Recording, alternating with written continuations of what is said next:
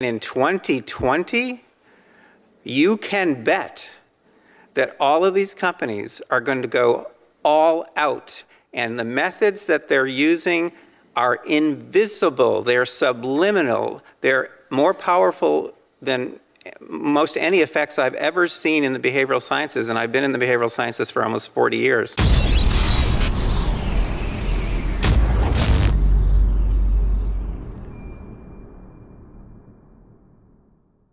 I am indeed Dr. Robert Epstein. The most important thing for you to know about me is that I'm the father of 5 wonderful children.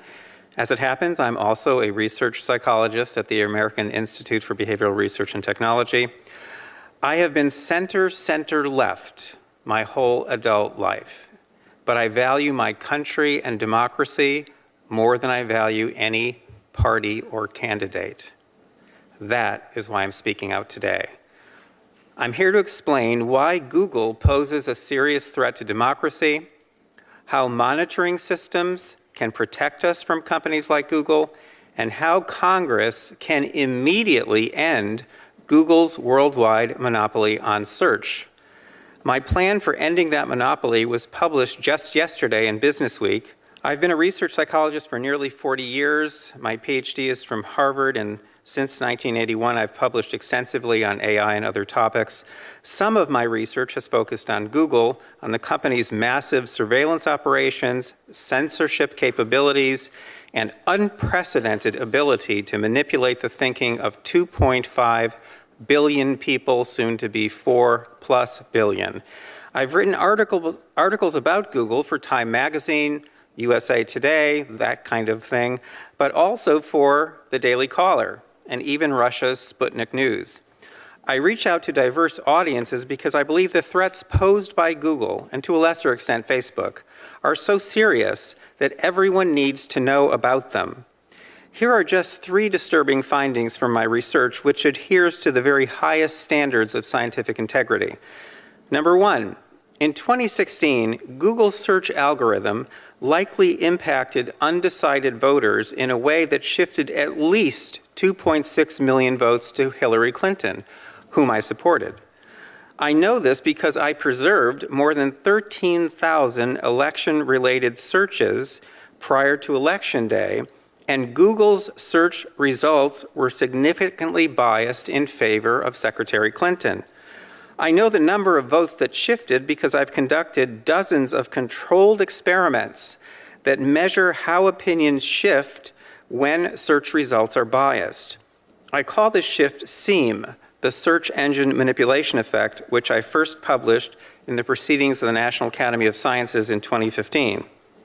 Biased search results can easily produce shifts in the opinions and voting preferences of undecided voters by up to 80% in some demographic groups because people blindly trust high-ranking search results over lower ones. SEAM is an especially dangerous form of influence because it is, in effect, subliminal. It also leaves no paper trail for authorities to trace. It's an example of a short-lived or, quote, ephemeral experience. That's a phrase you'll find in internal emails that have leaked recently from Google. I'm now studying 7 such manipulations like SEAM, and unlike billboards or those Russian-placed ads, these manipulations are invisible and non-competitive. They're controlled entirely by big tech companies, and there is no way to counteract them. Number 2, on Election Day in 2018, the Go Vote reminder that Google displayed on its home page gave one political party at least 800,000 more votes than it gave the other party. That reminder was not a public service, it was a vote manipulation. Number 3, in the weeks leading up to the 2018 election, bias in Google's search results may have shifted upwards of 78.2 million votes spread across many races to the candidates of one political party. This number is based on bias in data captured by my 2018 monitoring system, which preserved more than 47,000 election-related searches conducted by a diverse group of American voters. I know how to stop big tech in its tracks, and that brings me briefly here to monitoring systems and the proposal I published yesterday. A 2015 phone call from the Attorney General of Mississippi prompted me to start a years-long project in which I have learned how to capture online ephemeral experiences. In early 2016, I deployed a system that allowed my team to look over people's shoulders as they conducted online searches with their permission. I deployed a more sophisticated system in 2018, and I'm raising funds now to build a much more comprehensive system in 2020, one that will allow us to catch big tech in the act, to instantly spot when Facebook is biasing news feeds or when Twitter is suppressing tweets sent by Ann Coulter or Elizabeth Warren. This system must be built to keep an eye on big tech in 2020, because if these companies all support the same candidate, they will have the power to shift 15 million votes to that candidate. To let big tech get away with subliminal manipulation on this scale would be to make the free and fair election meaningless. Finally, regarding yesterday's article, Congress can quickly end Google's worldwide monopoly on search by declaring Google's massive search index, the database the company uses to generate search results, to be a public commons, accessible by all, just as a 1956 consent decree forced AT&T to share all its patents. There is precedent in both law and Google's business practices to justify taking this step, which will make online search competitive again and dramatically diminish Google's power worldwide. In 1961, Eisenhower warned about the possible rise of a technological elite that would control public policy without people's awareness. That elite now exists, and you must determine where we go from here. Dr. Epstein, I found your testimony incredibly powerful and incredibly concerning. And if anyone draws news out of this hearing, I would encourage you to review very carefully Dr. Epstein's testimony. And I'd like to take a moment to make clear several things. First of all, as I understand your background, you're not a Republican and nor are you a conservative. Is that accurate? That would be an understatement. And indeed, you're the former editor-in-chief of Psychology Today. Correct. So you're a respected academic. You testified before this committee that Google's manipulation of votes gave at least 2.6 million additional votes to Hillary Clinton in the year 2016. Is that correct? That's correct. And I want to make sure I understand. You personally supported and voted for Hillary Clinton. I was a very strong public supporter of Hillary Clinton, yes. So you're not dismayed that people voted for her, but your testimony is that Google is, through bias in search results, manipulating voters in a way they're not aware of.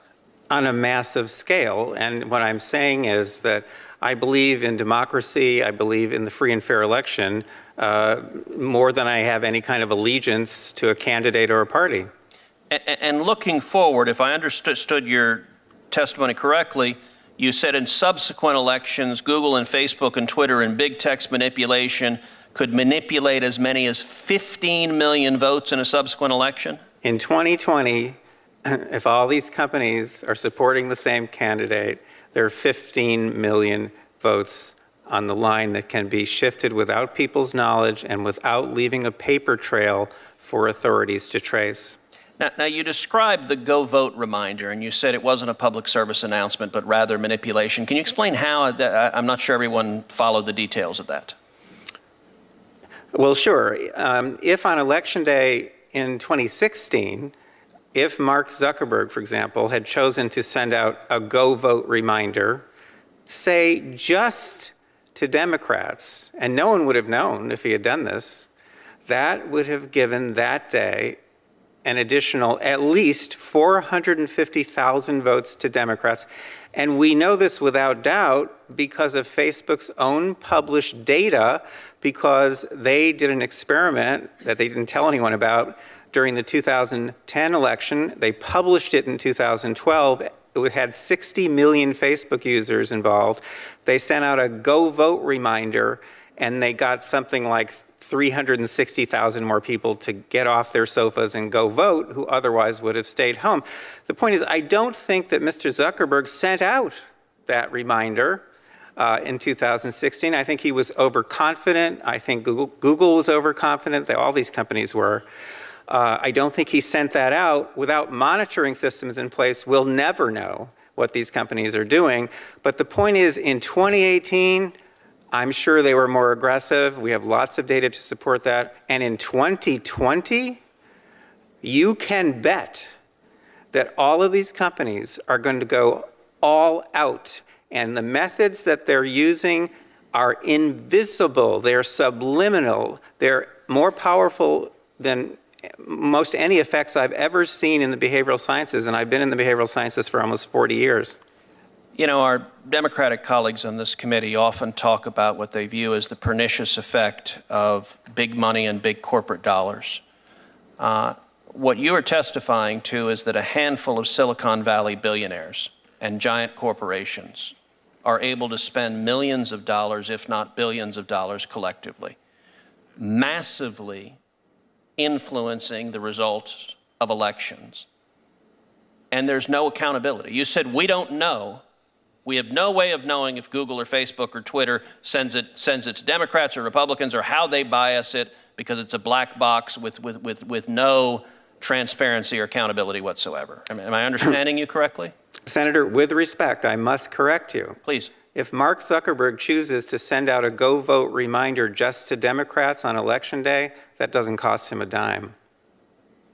Fair enough. Do you happen to know who the Hillary Clinton campaign's #1 financial supporter was in the year 2016? I think I do, but please remind me. The #1 financial supporter of the Hillary Clinton campaign in the 2016 election was the parent company of Google, Alphabet, who was our first witness. They were her #1 financial donor, and your testimony is, through their deceptive search methods, they moved 2.6 million votes in her direction. I would think anybody, whether or not you favor one candidate or another, should be deeply dismayed about a handful of Silicon Valley billionaires having that much power over our elections to silently and deceptively shift vote outcomes. Again, with respect, I must correct you. The 2.6 million is a rock bottom minimum. The range is between 2.6 and 10.4 million, depending on how aggressively they used the techniques that I've been studying now for 6.5 years. Wow, could you just say that again, please? The 2.6 million is a rock bottom minimum. The range is between 2.6 and 10.4 million votes, depending on how aggressive they were in using the techniques that I've been studying, such as the search engine manipulation effect, the search suggestion effect, the answer bot effect, and a number of others. They control these, and no one can counteract them. These are not competitive. These are tools that they have at their disposal exclusively. If any headline comes out of this hearing, that should be it. Serving with InfoWars is a great honor, but I still need my morning coffee. And luckily, our break room at the InfoWars headquarters is stocked full of high-quality InfoWars Store Patriot Blend coffee. Grown in the high mountains of southern Mexico, the Chiapas farmers grow 100% organic, non-GMO coffee at the ideal altitude for the perfect cup. A robust coffee with great flavor and mild acidity. There has never been a more important time to support InfoWars. So if you love coffee and if you want to fight for freedom, then you can help. Order now at the InfoWars store. Sign up for AutoShip and get your own high-quality supply of Patriot Blend coffee delivered right to your door at InfoWarsStore.com.